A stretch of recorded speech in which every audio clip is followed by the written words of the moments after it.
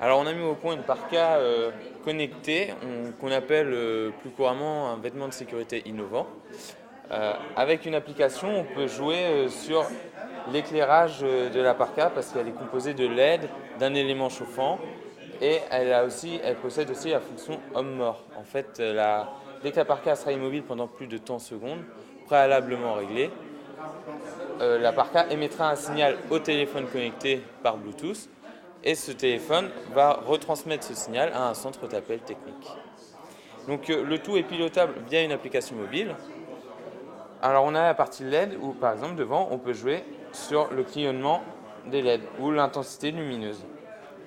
Donc l'intérêt c'est de pouvoir signaler un danger principalement avec l'intensité lumineuse et le clignotement des LED. Et les LED arrière sont indépendantes des LED avant. Donc on peut faire clignoter seulement derrière quand on est dos à la route ou devant si on est face à la route par exemple. Donc l'intérêt pour les agents ici, c'est quoi particulièrement? Alors l'intérêt pour les agents est d'être visible à plus de 300 mètres parce qu'à une certaine heure de la journée, il fait trop sombre pour que le tissu réfléchissant reflète la lumière du jour et les conducteurs n'allument pas forcément leur phare. Et la lumière des phares qui est réfléchie par les bandes réfléchissantes en fait. Et,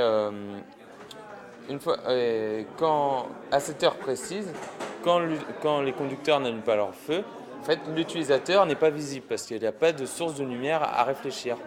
Donc on a intégré des LED, comme ça la personne est visible à 360 degrés autour d'elle grâce à la lumière émise et il est aussi visible à toute heure de la journée. C'est une première mondiale, donc ça veut dire que ce sont des prototypes qui sont en phase de test. Voilà, alors c'est des prototypes qu'on a mis au point pour notre partenariat avec le conseil départemental. Euh, on va faire des tests terrain. Suite à ces tests où il y aura beaucoup d'échanges pour améliorer le produit, on améliorera la parka pour ensuite la commercialiser au grand public et surtout aux travailleurs dans le génie civil.